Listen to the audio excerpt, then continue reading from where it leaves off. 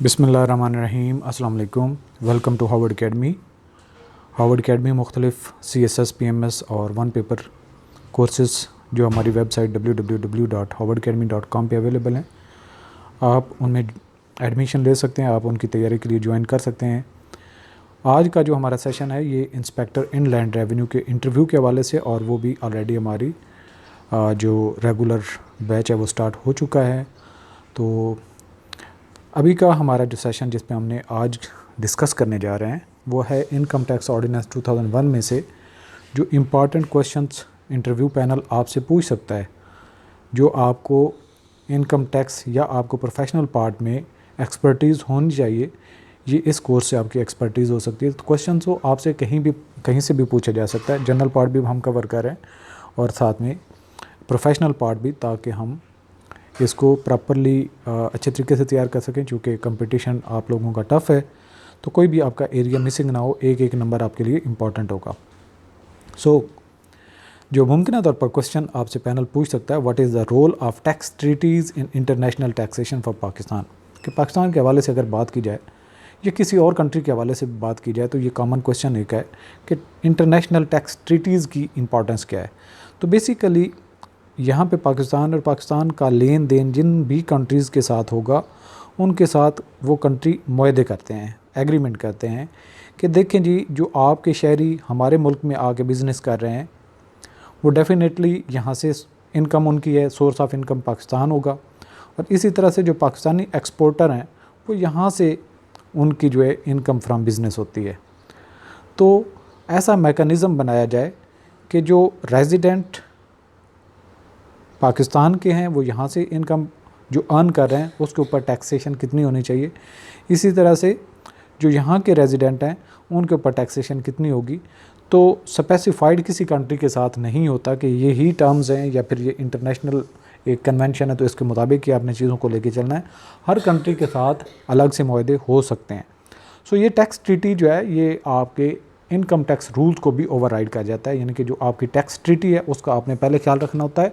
अगर कहीं आपस में कन्फ्लिक्ट हो तो आप जो टैक्स ट्रीटीज़ में चीज़ें दी गई होती हैं या जो उसकी शिक्कें होती हैं उनको आपने लाजमी तौर पर फॉलो करना होता है और उनको वायलेट नहीं कर सकते।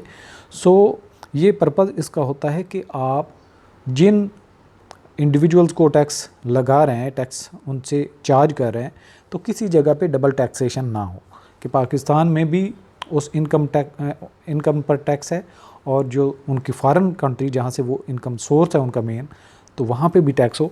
तो मैकेनिज़्म ऐसा होना चाहिए कि डबल टैक्सेशन से अवॉइड किया जा सके। अगर कहीं टैक्सेशन हो तो उसको टैक्स क्रेडिट कैसे देना है या उसको सेट ऑफ कैसे करना है, ये सारा मैकेनिज़्म इन टैक्स ट्रीटीज़ में तयन किया गया होता है।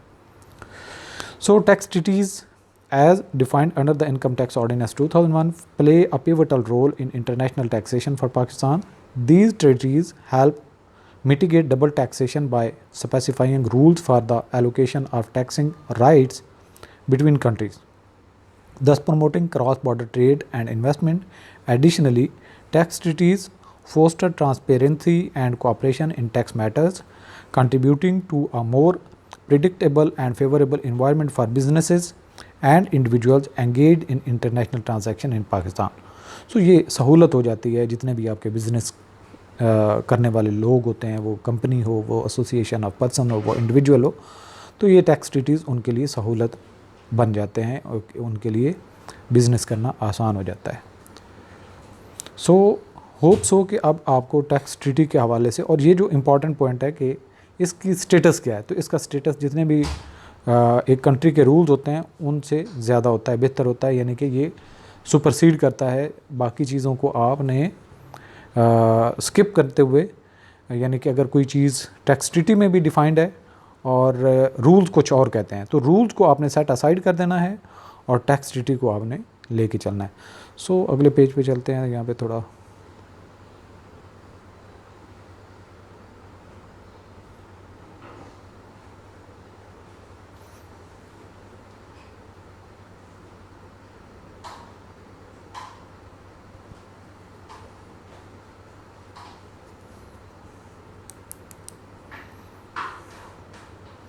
चलें जी, सॉरी आप लोगों को थोड़ा वेट करना पड़ा इस सवाल से।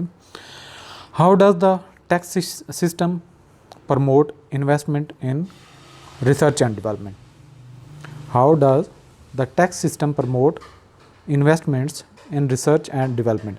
तो जितनी भी बिजनेसेस हैं जो इनोवेशन या नोवेलिटी पे काम करती हैं कि नित नए तरीके दरियाफ्त करें, नई प्रोडक्ट बनाएं, तो उनका जो बजट एलोकेट किया जाता है या एक्सपेंडिचर्स R&D पर लगाते हैं, रिसर्च एंड डेवलपमेंट पर, तो उसमें टैक्स क्रेडिट, टैक्स इंसेंटिव किसी तरह से भी दिया जा सकता है, या उस पर जो वो छूट दे दी जाती है कि जितना आपकी इनकम का हिस्सा वहाँ पे इन्वेस्टमेंट हो रहा है, तो वो आप जो आपकी इनकम है उसकी अमाउंट से आप डिडक्ट कर सकते हैं, यानी कि आपको डिडक्शन की एक अलाउेबल लिमिट भी दी जाती है कि यहाँ पे अलाउड है, यानी कि आपकी इनकम का 30%, 20%, 25%, तो ये डिपेंड करता है कि कौन सा एरिया है, और गवर्नमेंट उसको अगर प्रमोट करना चाहती है तो कितना इंसेंटिव देती है। उससे क्या होता है कि जो बिजनेसेस हैं उनके अंदर ये रुझान पैदा होता है कि वो R&D पर लगाएं, ताकि उनको उस पर टैक्स इंसेंटिव भी मिले, और दूसरे नंबर पर आप उनकी प्रोडक्ट में नोवेलिटी भी आए, जिसकी फिर इंटरनेशनल मार्केट में डिमांड भी बढ़ जाती है।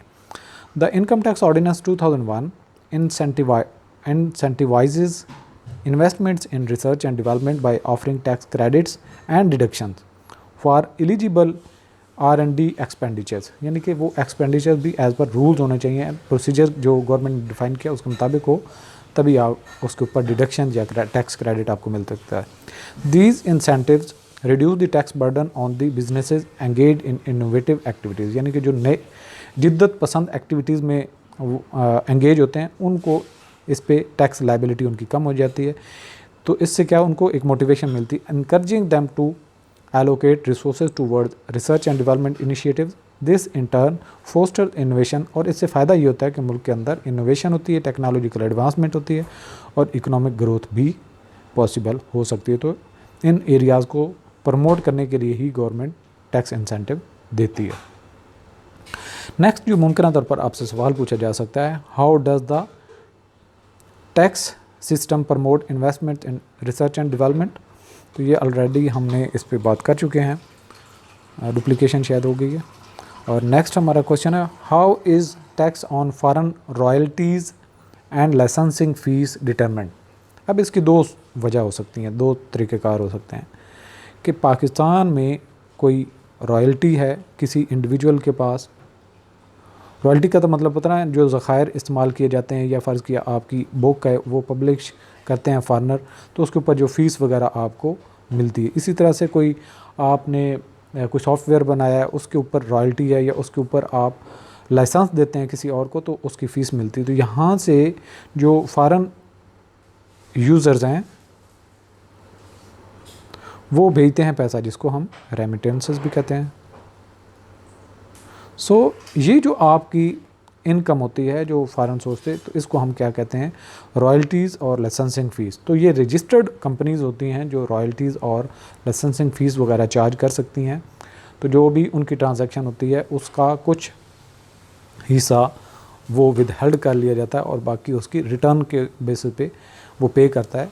अदरवाइज़ वक्तन फ़वक्तन ये रूल चेंज हो सकते हैं, लेकिन ये है कि जो फॉरेन रॉयल्टी और लाइसेंसिंग फ़ीस है उसके ऊपर भी जो है वो टैक्स होता है, लेकिन उसको चार्ज कैसे किया जाता है? Tax on foreign royalties and licensing fees is determined under the income tax ordinance 2001 based on the prevailing tax rates, कि जो उनका सोर्स ऑफ इनकम होगा, या लाइसेंसिंग की फ़ीस के ऊपर टैक्स का रेट क्या है, या इसके अलावा रॉयल्टीज़ के ऊपर टैक्स का रेट क्या है, उसके मुताबिक जो बाकी रेगुलेशन हैं एप्लीकेबल होते हैं उस इनकम पर वही लागू होते हैं। It typically involve with holding tax. तो ये इंपॉर्टेंट बात है कि उसका टैक्स विद होल्डिंग का एक सिस्टम होता है, टैक्स विद हेल्ड कर लिया जाता है जो उसकी रेमिटेंस होते हैं, at a specified rate on the gross amount paid to non residents for the use of intellectual property. के पाकिस्तानी जो नॉन रेजिडेंट हैं उनको लेट्स सपोज उसकी इनकम जा रही है, तो उनका भी एक हिस्सा जो है वो विद हेल्ड कर लिया जाता है। और इंटरनेशनल ट्रेटीज़ फिर यहाँ पे आ जाते हैं कि जब डबल टैक्सेशन से अवॉइड करने के लिए वो मैकेनिज़्म उस कंट्री के साथ क्या होता है, तो जो रेजिडेंट होता है उसके तो पूरी, जो पाकिस्तान का रेजिडेंट होगा उसकी डेफिनेटली जितनी भी इनकम उसकी फॉरेन सोर्स है उसके ऊपर टैक्स लगेगा। अब जो नॉन रेजिडेंट्स हैं जो यहाँ के परमानेंट शहरी नहीं हैं, तो यहाँ से वो चार्ज करते हैं तो डेफिनेटली उनकी सोर्स ऑफ इनकम पाकिस्तान बन जाएगा, क्योंकि वो पाकिस्तान से उस रॉयल्टी के ज़रिए, लाइसेंस के ज़रिए से अर्न कर रहे हैं। नॉन रेजिडेंट है लेकिन सिटीज़न पाकिस्तान का है, सो उसको टैक्स उसके ऊपर पे करना पड़ेगा और उसका कुछ हिस्सा विदहेल्ड कर लिया जाता है, ताकि जब नॉन रेजिडेंट पर्सन अपना रिटर्न सबमिट करेगा तो उसके अंदर वो पूरी उसकी लाइबिलिटी क्लियर होनी चाहिए। The specific rate and provision may very depending on the nature of the payment and any applicable tax treaties. तो यहाँ पे ये इंपॉर्टेंट बात है कि टैक्स ट्रीटीज भी मैटर करते हैं और जो उसके ऊपर टैक्स रेट्स हैं, और इसके अलावा जो तीसरा मैटर इंपॉर्टेंट है यानी कि उसका स्टेटस, वो रेजिडेंट है या नॉन रेजिडेंट है, ये मैटर करता है। दूसरे नंबर पे टैक्स रेट है, ये मैटर करता है, और जो टैक्स ट्रीटीज़ हैं वो ये मैटर करते हैं, टैक्स ट्रीटीज़। ये तीन पहलू आपने देखते हुए उसकी लाइबिलिटी को डिटरमिन करना होता है। नेक्स्ट क्वेश्चन हो सकता है, what is the treatment of tax losses in a corporate tax. Corporate tax context में बात की जाए तो टैक्स लॉसेज से क्या मुराद है, इस पर ऑलरेडी भी हमने एक मद में बात की थी कि जो आपके 5 सोर्सेज ऑफ इनकम है उसमें लेट्स सपोज कैपिटल गेन जो है तो उसके ऊपर आपको लॉस हो जाता है, गेन की बजाय आपको लॉस हो जाता है। तो वक्तन फ़वक्तन ये टाइम पीरियड भी चेंज होता है, तो नॉर्मली 6 ईयर्स नॉर्मली जो है वो 6 ईयर्स, तो उस टाइम तक आप जो अपने लॉसेस को CF कर सकते हैं यानी कैरी फॉरवर्ड कर सकते हैं और उन लॉसेस को आप सेट ऑफ कर सकते हैं। लेकिन अगर टाइम आपका एक्सपायर हो जाता है 6 साल और आपका लॉस फिर भी रहता है तो वो ख़त्म हो जाएगा, उसके बाद फर्दर आप कैरी फॉरवर्ड नहीं कर सकेंगे। ये मकसद होता है ताकि जो बिज़नेस है उनको प्रमोट किया जाए और उनकी टैक्स लाइबिलिटी कम की जाए जब एक दफ़ा वो लॉस इनकर हो सकें, ताकि उनको थोड़ा गवर्नमेंट की तरफ से इंसेंटिव मिल जाए। In a corporate context under the income tax ordinance 2001 tax losses can typically be carry forward for up to 6 years to offset against future taxable income. तो जो फ्यूचर में जो इनकम होगी उसमें से वो सेट ऑफ करते हैं।